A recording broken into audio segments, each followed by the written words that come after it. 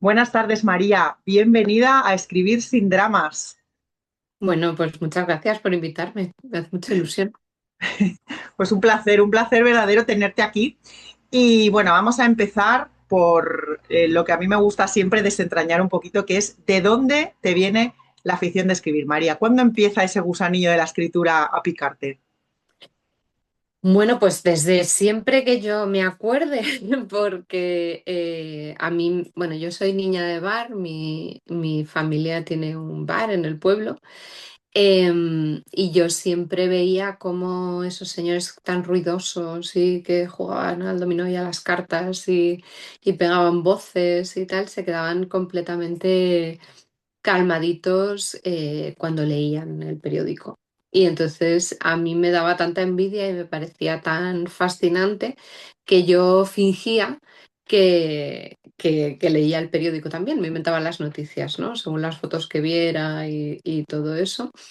Y luego, pues poco a poco ya aprendí a leer, etcétera. Y las primeras cosas que yo escribía, a lo mejor con 6 7 años, eran como versiones de cosas que había leído y me habían gustado, o quería cambiarles el final, o hacía un poco pues lo que se llamaría ahora fanfiction, ¿no? Historias paralelas con los mismos personajes. Ajá. Y un día mi madre me dijo un poco así de cachondeo, hija, te van a pedir derechos de autor, que esos libros están escritos por gente. Y yo dije, ¿cómo? O sea, claro, recuerdo perfectamente el momento en el que me di cuenta de que los libros no salían por ciencia infusa dentro de la encuadernación, sino que había alguien que se los inventaba. Y entonces me pareció el mejor oficio del mundo y yo ya en ese mismo instante decidí que era lo que quería hacer y empecé a esforzarme por no coger los personajes de otros y las historias de otros para versionarlas y hacerlas mías propias, ¿no? Esto desde muy pequeñita porque era como lo que yo quería hacer. Y luego, pues fue curioso porque, claro, en el colegio, cuando te preguntan, pues, ¿qué quieres ser de mayor y tal? Yo me di cuenta enseguida de que los niños no quieren ser escritores. Y todo el mundo me miraba como una marciana cuando decía que quería ser escritora, como, ¿qué dice la niña esta? Y, porque, bueno, aparte yo soy disléxica, entonces, claro, escribía muy mal. Entonces, eso también Ostras. puntuaba en contra de que yo quisiera ser escritora, porque hacía letras al revés, tenía muchas faltas de ortografía, y entonces, claro, me miraban como si estuviera loca. Y entonces aprendí a mentir, que esto es muy bueno para ser escritor en el fondo, sobre todo de ficción, y empecé a decir que quería ser periodista. Que no tenía la menor intención, porque además yo hubiera sido una periodista horrible, seguro que me habría inventado todas las noticias, pero, pero era lo que decía un poco para que me dejaran en paz y para no estar oyendo todo el tiempo que no iba a ser capaz de hacer lo que de verdad quería hacer, que era escribir ficción. Y siempre lo quise hacer desde muy pequeñita. Muy valiente, ¿no? También el tema de la dislexia, ¿te lo diagnosticaron pronto o...? Que va a los 21. O sea, O sea, que no, pobre no, mía. yo Pasaste entonces la época del colegio, era como encima, bueno, tú aquí a un ladito, ¿no? ya, lo que pasa es que es verdad que yo era muy torpe para algunas cosas, pero también es verdad que era mucho más hábil que otros de mis compañeros para otras. Entonces, yo nunca me sentí diferente para mal. O sea, Claro. yo pensé, pues ellos tienen estas habilidades, yo tengo estas otras. Pues tengo que trabajar en que no se note las cosas que no se me dan bien y además mi madre tuvo la brillantísima idea de apuntarme a ballet que me ayudó totalmente a enmascarar, porque con el ballet se desarrolla memoria coreográfica, Ujú. entonces yo me aprendía los movimientos que hacía falta hacer para escribir las palabras.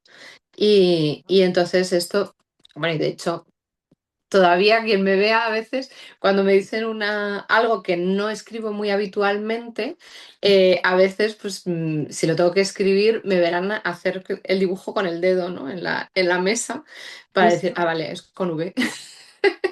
Es un poco Ostras, porque es qué o sea, yo interesante. tengo la memoria corporal Sí, de la sí, sí. escritura. primero manuscrita y luego en teclado, que además debo decir que detesto a la persona a la que se le ocurrió poner juntas la B y la V y la M y la N, porque claro, en el momento en el que se te va un dedo, pues nada, ya te ha fastidiado, pero bueno, es así.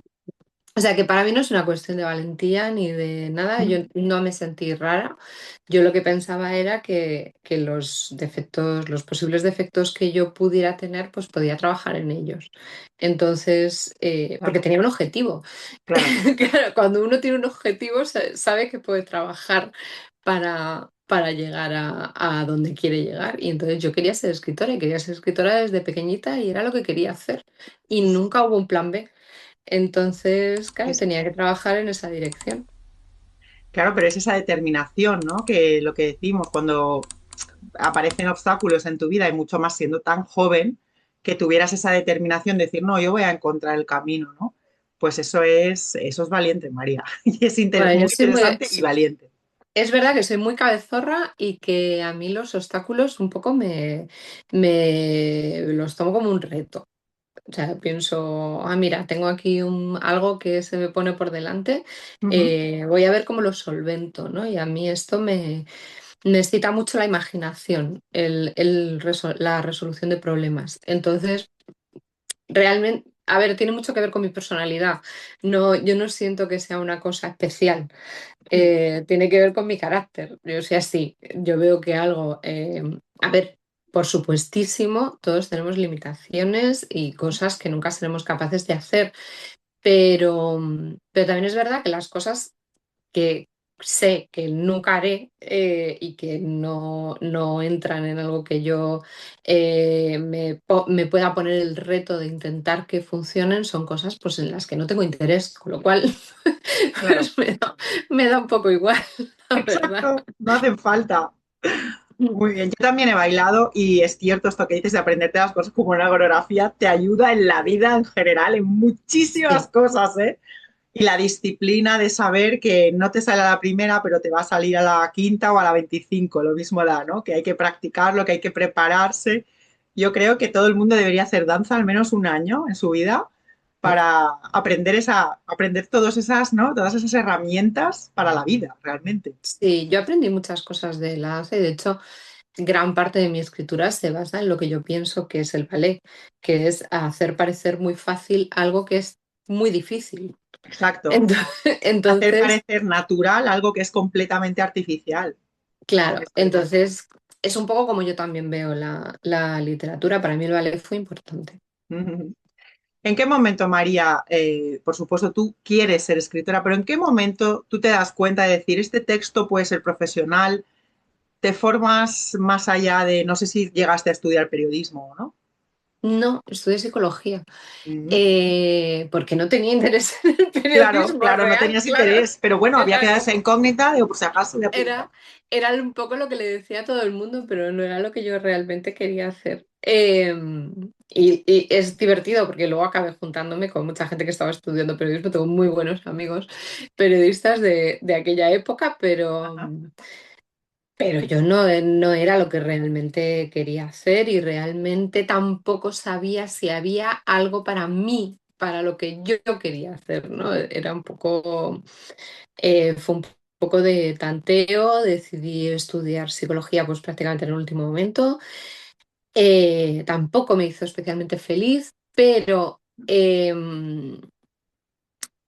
realmente la profesionalidad, claro, es que es complicado lo que voy a decir, porque cuando yo pienso, soy una escritora profesional, yo ya tengo 2 libros publicados. wow. O sea, yo enseguida publiqué un libro a los 17 años que había escrito con 16 Ujú. y luego 2 años después volví a publicar. em, y luego paré. ¿no? A veces creo que hay mucha gente que tiene demasiada prisa. Es verdad que antes era más fácil tomar la decisión porque no estabas constantemente bombardeado por la información que te decía que llegabas tarde a todos sitios. Sí, sí. Ahora con las redes sociales parece que no puedes parar, ¿no? Es como siempre vas por detrás de los demás que están haciendo cosas interesantísimas, que esto me parece totalmente horrible y contra el ser humano. Yo creo que el ser humano lo mejor que tiene que hacer es encontrar su propio ritmo. Es cierto. Y, y bueno, yo en ese momento pues estaba mi vida muy por encima del ritmo que yo necesitaba para escribir, así que bueno, pues paré. Pero no paré de pensar en quiero hacer cosas para dedicarle tiempo a escribir y yo seguía escribiendo relatos y cosas como que no iban a ninguna parte o no quería yo que fueran a ninguna parte, pero no lo dejaba porque es muy importante también no dejar de hacer mano.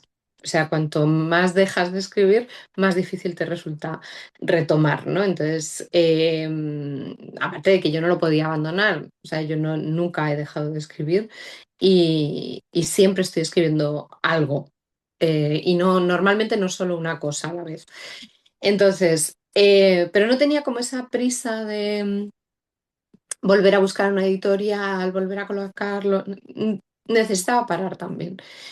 Y bueno, pues supe de la Fundación Antonio Gala, que el año que yo me enteré se me había pasado justo la fecha para solicitar, con lo cual me tuve que esperar un año entero para pedirlo.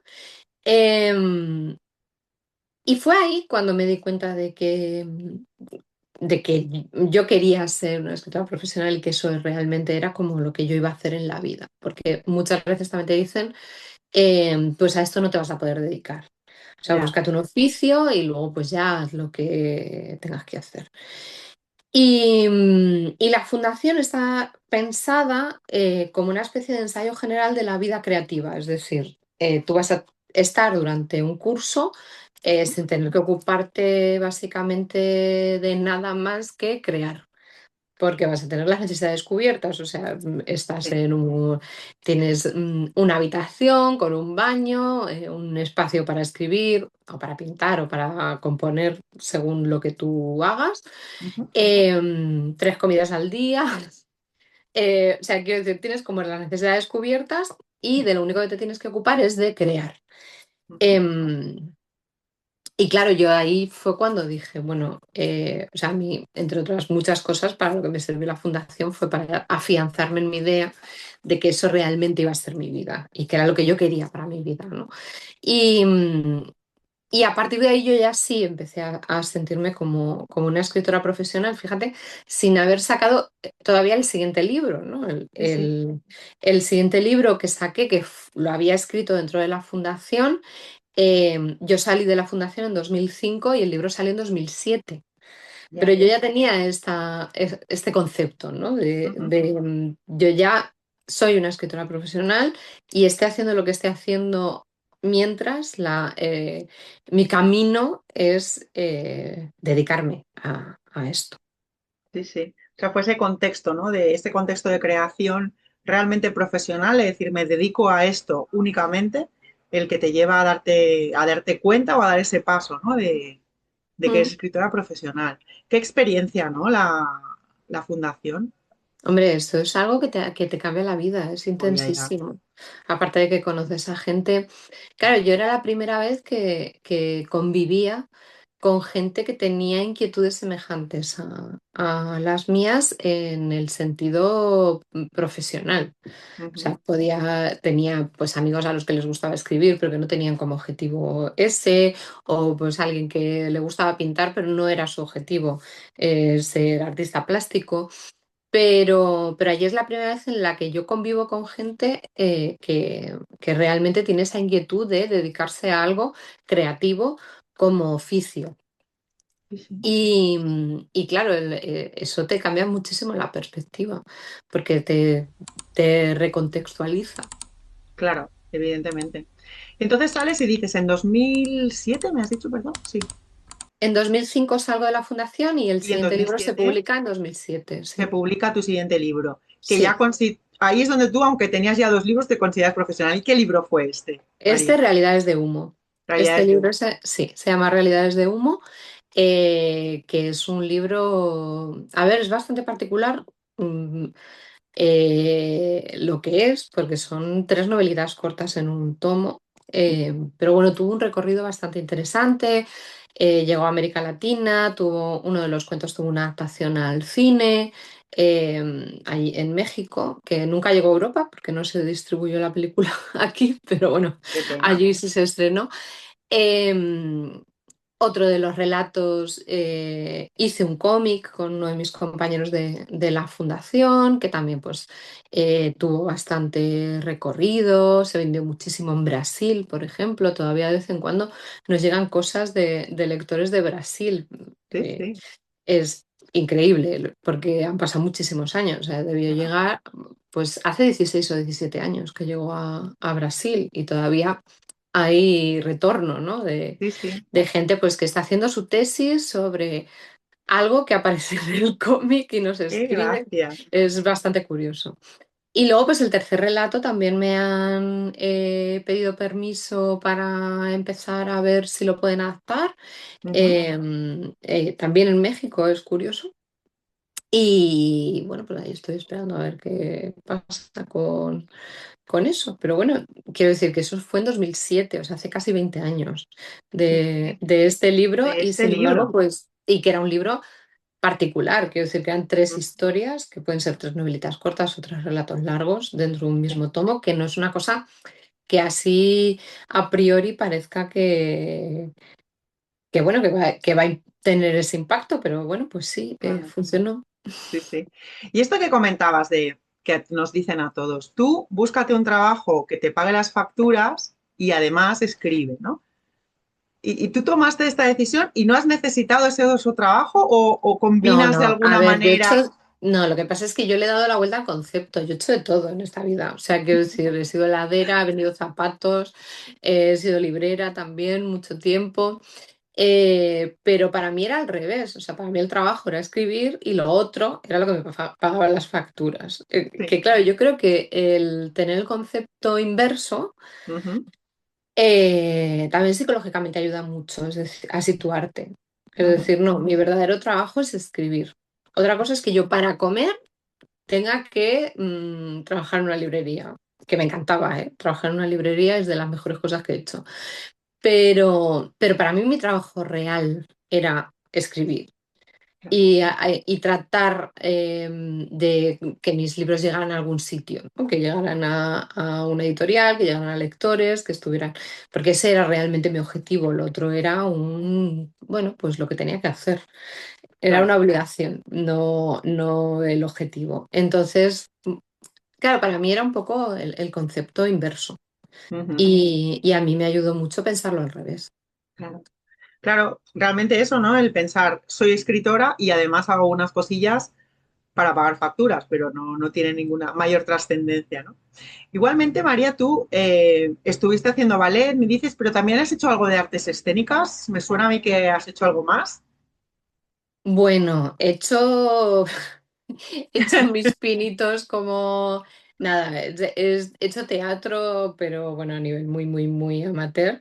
Pero sí he escrito teatro y bueno, y gané lamentablemente soy la última ganadora del Margarita Xirgu de Teatro Radiofónico de Radio Nacional, que era un premio fantástico que sacaban todos los años de teatro radiofónico Sí, y que murió con la pandemia de 2020. qué pena. La ganadora de 2019, es decir, la última, fui yo. Sí, Mi obra se emitió durante el encierro de la pandemia. sí, sí, sí, ya ves. Bueno, y vamos a llegar a una parte muy interesante de la entrevista que se llama Yo he venido a hablar de mi libro. Ahora, María, tú saca artillería aquí. Cuéntanos, ¿de qué libro nos quieres hablar? Bueno, yo voy a hablar un poquito de mi última novela, que es La fábrica de ángeles, Ujú. que además todavía está de recorrido, salió el año pasado con la editorial Planeta. Y bueno, pues nos vamos con esta novela al Madrid de los años 20, de la vida nocturna, de los espectáculos de variedades y los cabarets, Ujú, donde hay una bailarina inteligentísima, brillante, que viene de Centro Europa, que se llama La Venecia, Adoración Venecia, ujú. que pues se ha comprado un teatro en Madrid y, bueno, pues está montando su espectáculo allí hasta que aparece una de sus cantantes psicalípticas asesinada de una forma bastante ostentosa en el escenario. Ujú. Em, pues tenemos al policía investigador, que es Adolfo Kobler, con un forense, Amador Miralles, que bueno, pues está súper al día de todos los avances forenses, porque además fue la época dorada de las técnicas forenses que averiguan todo tipo de cosas y que muchas se siguen utilizando hoy en día, fue cuando más floreció. Y bueno, pues se ven obligados a trabajar con la Venecia porque la Venecia no está dispuesta a soltar el control de esto que ha ocurrido. Porque, primero, porque no sabe, segundo, porque es muy lista y tercero, porque tiene muchas cosas que esconder.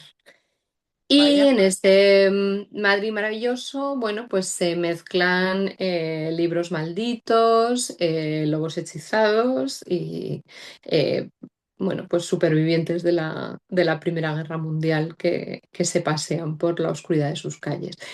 Y bueno, pues la verdad es que es la novela que más me ha divertido escribir en muchísimo tiempo. Y es verdad que la gente... Claro, a pesar de que pasan cosas muy horribles, pues un thriller oscuro, lo que siempre me ha llegado de la gente desde que la saqué es que se nota mucho que me lo pasa muy bien, porque ellos se lo pasan muy bien también cuando la leen. Vale, qué guay. ¿Tiene así como elementos de realismo mágico o de fantasía? ¿Algún toquecillo? A ver, en todas mis novelas siempre hay algo que se puede interpretar de muchas formas. Entonces, en este caso, la Venecia, que es una persona absolutamente inteligente, racional y tal, no toma una decisión a derecha sin consultar a una bruja, a una vidente, a un espíritu que se aparezca en las tazas de té o Sí, algo así por el estilo, que en el fondo es muy de la época. sí. Aparte de ser una persona absolutamente supersticiosa, que lleva 12 clavos de teatro en un saco, o sea, tiene una serie de características y, y luego pues se da de bruces con un libro que ha llegado a sus manos, que es un libro que se llama La Piedra de la Locura. Se supone que es el libro que lleva la monja de la extracción de la Piedra de la Locura del Bosco en la cabeza. Sí. Y que es un libro que se supone que su lectura a los cuerdos los vuelve locos y a los locos los vuelve cuerdos. Wow. Y este libro tiene una gran relevancia. ¿Cómo está contado? Pues está contado de tal forma que si tú te quieres creer que todas las brujas, fantasmas, videntes, historias que aparecen en la historia son reales, porque es tal y como la Venecia lo ve, eh, te lo puedas creer, pero también puedas pensar, pues no sé, como el que cuenta la historia, que es Celestino Conde, que es un librero y es un señor bastante racional y tirando a irónico, pues que todo eso son cosas y supersticiones absurdas de la mujer de la que él está enamorado, que es la Venecia, pero que en realidad hay una explicación muchísimo más racional absolutamente para todo, ¿no? Y a mí esa zona gris me encanta. Esa cosa que decía siempre mi abuela de más vale creer que comprobar, es una cosa que a mí me gusta mucho utilizar en las historias, ¿no? Es como, bueno, en La Biblioteca de Fuego, que es mi novela anterior, eran muy relevantes las historias de fantasmas de Madrid. Y claro, a mí cuando me decían la novela está muy, muy, muy bien documentada, digo yo, hasta los fantasmas están bien documentados porque todos los fantasmas que aparecen son fantasmas que se dice que se han aparecido en algún momento y que hay registros por escrito. Ya, ya, ya. Si no, no me meto. Qué pasada. Sí, sí. Qué guay. ¿Y de qué va esta novela? Esta de los La, fantasmas. La Biblioteca de Fuego, la La Biblioteca de Biblioteca del Fuego, Fuego. claro, la Biblioteca de Fuego en realidad tiene fantasmas, pero y son relevantes, entre comillas, para la trama, pero realmente es la historia de una chica que siempre ha querido ser bibliotecaria y que, bueno, pues por fortuna sus padres le dejan estudiar para bibliotecaria en el Madrid de los años 30, cosa que no era muy común, pero por una serie de circunstancias dejan que vaya. Y entonces participa primero de todo lo que fue la reforma de las bibliotecas en los años 30 en España, porque bueno, pues las bibliotecas eran un verdadero caos y llegó una generación de bibliotecarios pues, que trajo todas las técnicas modernas para clasificar, que hizo que los libros, que las bibliotecas no fueran cárceles para libros, sino que llegaran a los lectores, que eso ahora nos parece muy normal, lo de sacar un libro de una biblioteca, pero eso no era así. Ujú. Todas las técnicas de clasificación para que los libros no se perdieran, porque era imposible encontrar absolutamente nada. Y luego pues se dieron de bruces con el tema de, vale, estamos haciendo que los libros lleguen a la gente, pero resulta que la gente no sabe ni leer ni escribir. Y entonces pues montaron campañas de alfabetización, etcétera, ¿no? Y toda esta misma gente pues se encontró luego con que tuvieron que salvar las bibliotecas y el patrimonio artístico y bibliográfico durante la Guerra Civil.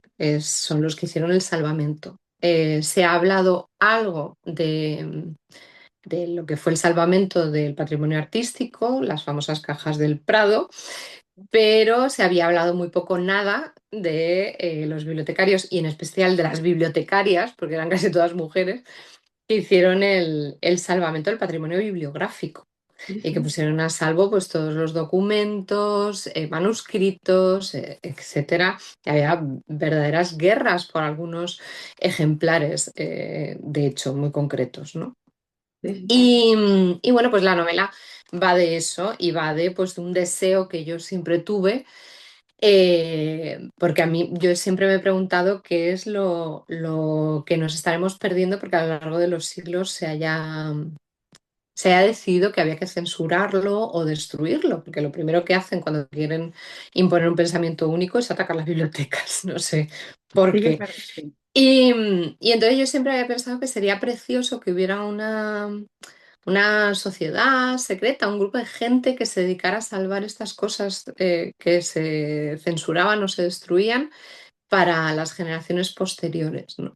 Y entonces, bueno, pues están esas dos historias paralelas, la historia de los bibliotecarios reales que sí hicieron el salvamento en la Guerra Civil y Tina, mi protagonista, pues también está vinculada a la Biblioteca Invisible, que es la subterránea de alguna forma, ¿no? O sea, la que por otro lado va poniendo a salvo de la censura y de la ignorancia, pues todas estas cosas que no se podían salvar, pero para el futuro.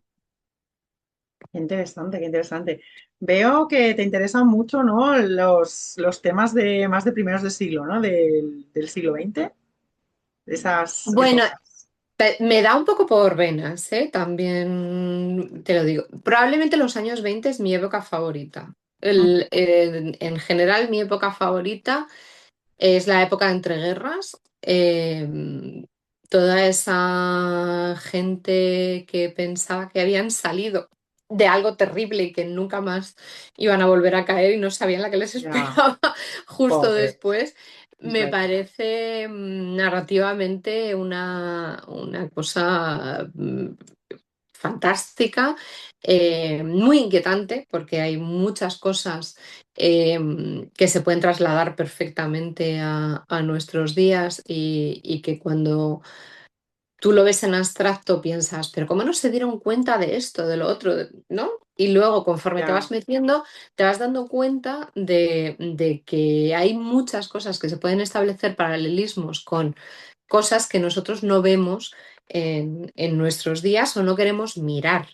Ujú. Y bueno, pues es interesante y es inquietante y un poco también, quizá por eso últimamente estoy un poco como muy vinculada a esa época, pero bueno, por ejemplo, El infierno es una chica adolescente, que es el libro de cuentos que saqué en medio. eh, todas las historias pasan en los 80-90. bueno, menos una que pasa en el 79 casi. Pero, Sí, pero bueno, quiero son más decir cercanas. que no es una obsesión narrativa esa Ujú, época. Eh, me gusta investigar, buscar reflejos, ver cómo podemos hablar de nuestros días tomando cosas de otros tiempos, no necesariamente de una época concreta, ujú. pero sí, últimamente pues me interesa mucho el periodo entre guerras y me interesa mucho pues eso, como de los 70 a los 90. Esas dos franjas últimamente estoy como ahí. ¿Por qué? No lo sé. Pero, pero Bueno, estoy ahí. porque hay historias que te llaman, ¿no? Hay, a veces eso Sí, no sabes y hay algún tipo de historia que te llama por lo que sea, por tu momento vital, por el momento social que estás viviendo. En fin, a veces no sabemos por qué, pero hay una historia que intenta abrirse paso, ¿no? Y ahí estamos nosotras. sí, de hecho los años 20 son mi época favorita y hasta La Fábrica de Ángeles no los había tocado. Que Mira, eso también es interesante. Quiero decir que a veces tus preferencias en general en la vida y lo que te atrae para escribir se juntan o no se juntan. Y claro, eso también, bueno, pues también es curioso, ¿no? A la hora de es verdad. trabajar. Sí, sí. ¿Tu género favorito a la hora de escribir? ¿O te gusta combinar? ¿Te gusta ir probando? Sí, a ver, a mí me gusta mucho lo que sería una especie de Frankenstein de géneros, es decir, que haya un género predominante, pero que te puedas salir de él o jugar con él y con sus límites todo lo posible y tocar otros, ¿no?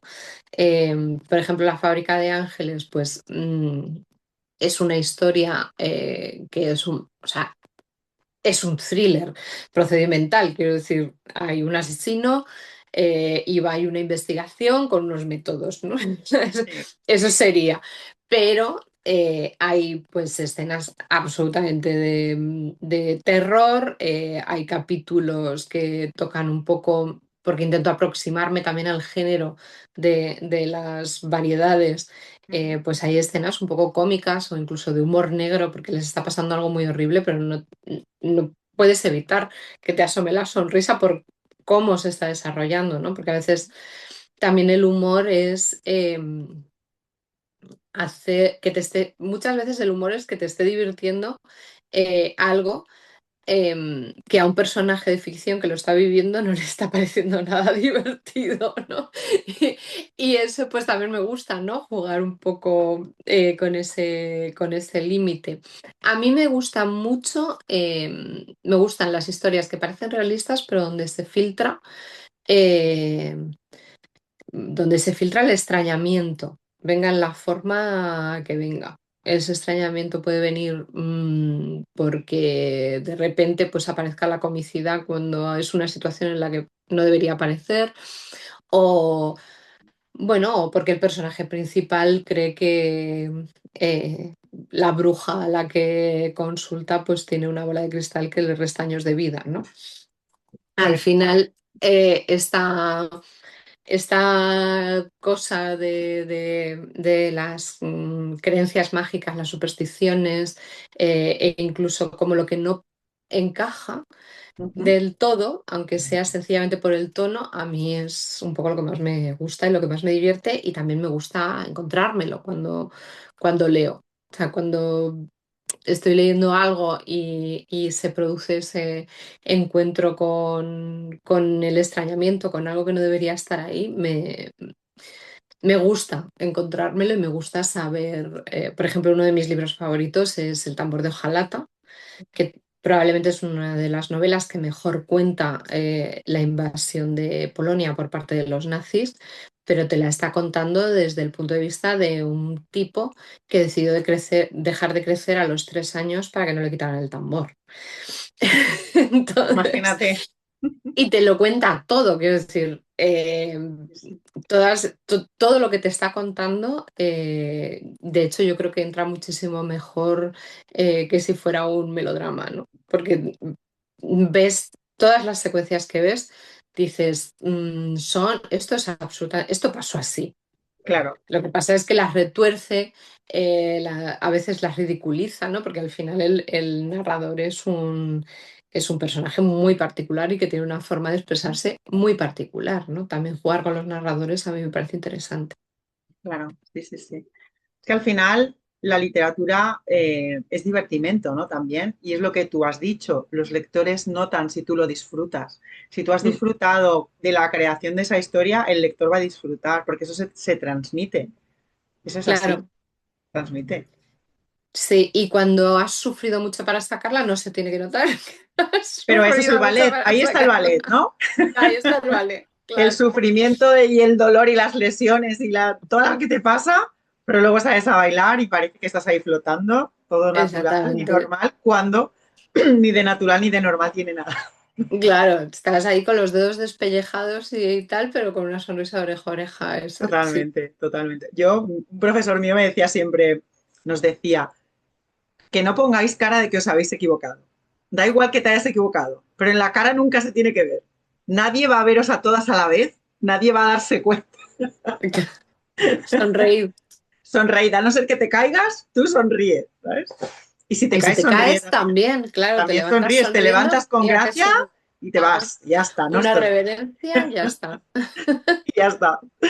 Bueno, María, para ir cerrando, te voy a pedir un consejo para esas escritoras y escritores a los que de alguna manera les está costando arrancar la escritura porque no tienen tiempo o sienten que no lo tienen, porque no se han creído esto que tú acabas de decirnos de mi trabajo principal es el de escribir, sino que ellos viven en esa vida, ¿no?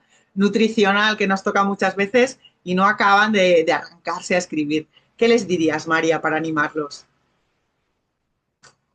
Bueno, para animarlos no lo sé, pero lo que sí creo que es absolutamente necesario es que se guarden un espacio para ellos. Es decir, mm, aunque sea una hora diaria, que sepan que está prohibido ocuparla en cualquier otra cosa, ¿no? Y que sea una hora que puedan coger sin trabajo, sin niños, sin esto que lo tienen que hablar con toda la familia es papá, mamá, lo que sea, de 5 a 6 no existe.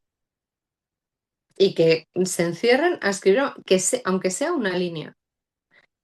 Porque al final, los primeros días, pues escriban una línea, le interrumpirán. Cuando de repente vean que todos los días es esa hora, que te haces fuerte en esa hora, o sea, decir, no, no, es que es mi hora. Si no está ardiendo la casa, hasta las 6 no entras por esa puerta. Em, Al final, pues la familia se acaba acostumbrando a que esa hora es tuya. Em, Obviamente tienes que escoger una que no estés trabajando, pero bueno, claro. Y estás reservando un espacio que al principio pues te costará, escribirás una frase o un día no te saldrá nada o tal, pero poco a poco el cuerpo se acostumbra a concentrarse y entonces se prepara. A lo mejor estás pensando, llega un momento en el que estás pensando durante todo el día en qué es lo que vas a poner en el papel cuando llegues ahora. Claro. Y, mm, y entonces es muchísimo más fácil cuando llegas que la concentración se sujete, ¿no? Delante del papel. Y luego, si haces eso, también tiene otra ventaja, que no es necesario, porque te acuerdas, releer absolutamente todo lo que has escrito antes. Hay muchísima gente que se frena porque intenta pues eso, repasar lo que he hecho antes todos los días antes de ponerse, ¿no? Es como tiene que quedar perfecto Sí, antes de pasar a lo siguiente. Y eso es una presión que tú le estás poniendo a tu creatividad, que es absolutamente innecesaria, además es contraproducente, porque em, tú nunca vas a ver bien todo lo que has hecho justo después de hacerlo. O sea, las cosas necesitan Guardarse una temporada una vez acabadas en el cajón o en el frigorífico donde lo guardes, Sí, antes de poder verlo con ojos objetivos. Tendemos a ser muy duros con nosotros mismos o al revés, demasiado tolerantes. Entonces, ese texto incompleto que miramos todos los días, en realidad no lo estamos mirando con unos ojos limpios, con lo cual nos impide seguir. Y luego pues hay una realidad que prácticamente todo tiene solución después en las correcciones. Entonces, ¿para qué quieres dejarlo perfecto frase a frase? Presionándote para estar satisfecho con algo que muy probablemente no estarás satisfecho en un principio. Si luego, después de dejarlo descansar y empezar a verlo con ojos objetivos, lo vas a poder corregir. toda la razón. Y dices, ¿es doble trabajo? En realidad no, porque si te frena, no haces el trabajo. Claro, Entonces, te va no es... lastrando, es que te va lastrando porque tú mismo te pones un estándar ahí de calidad de un texto que en realidad está en construcción, no es el Sí, que no momento. sé yo. Claro, yo no sé qué decirte que es peor, si la gente que es demasiado tolerante consigo misma o la gente que es demasiado exigente. Porque en ninguno de los dos casos, releer a diario lo que has hecho te viene bien. Bien, Uno, porque si eres demasiado tolerante te vas a reafirmar en tu idea de que eres maravilloso, perfecto y estupendo, y cuando llegue alguien a echarte un cable no lo vas a querer escuchar. Y si eres demasiado exigente contigo mismo, pues porque te va a ir frenando y no vas a poder avanzar. Entonces, realmente lo mejor es, mm, hombre, siempre está bien si tienes una duda, revisar alguna cosa, ¿no? Pero no releerte, ¿no? Con visión crítica, porque entonces empiezas a decir, ¿esto a quién le va a interesar? Esto es horrible, ¿cómo pude decir esto ayer? Aquí, y esta frase no tiene... Empiezas como y sí, entonces lo que de verdad tenías que sacar ese día no llega, porque ya te estás poniendo a ti mismo en una posición en la que no te gusta lo que llevas hecho hasta ese momento. Y hay muchísima gente, te sorprendería saber cuánta, que abandona por eso, sí, sí. por, porque se han puesto verdes a ellos mismos releyendo. Pues muchísimas gracias, María, por este consejo tan necesario. Yo también invito siempre a mis alumnos a que hagan eso, que no se obsesionen y que si en un momento dado descubres algo que dices, ostras, esto sé que está mal, pues lo señalas y pones a revisar. Y ya lo revisarás. Es el problema de tu yo del futuro, no de ahora. Déjalo. Efectivamente. Claro, déjalo reposar porque ahora lo estás construyendo, o sea, lo estás construyendo. Deja Luego, trabajar a tu yo del futuro. ahí Eso es está. Luego ya importante. lo pulirá, tu yo del futuro lo pulirá. Ya está. Claro. De ahora encárgate de escribirlo y que avance y acabarlo, porque tantos proyectos que no se acaban, que no hay manera de que se terminen. Bueno, María, pues ha sido un placer tremendo tenerte aquí, hablar contigo y todas estas cosas tan sabias que nos has explicado. Igualmente, Cristina, lo he pasado muy bien. Gracias. Ay, pues nada, María, te deseo todos los éxitos del mundo, deseando leer tu libro, este de Los Ángeles, porque, bueno, por circunstancias personales me lo he comprado, pero no he podido leerlo en las últimas semanas y me ha dado tristeza, pero ahí está pendiente y este verano va a caer seguro. Así Bueno, ya que me contarás. ya te contaré, ya te contaré. Siempre los crímenes y la destrucción y todo eso viene muy bien para el verano. Pasar la guadaña, ¿no? El verano es invita a la Sí, guadaña. efectivamente. Muchas gracias, María. Hasta pronto. Un Gracias a abrazo. ti. Adiós, cariño. Adiós.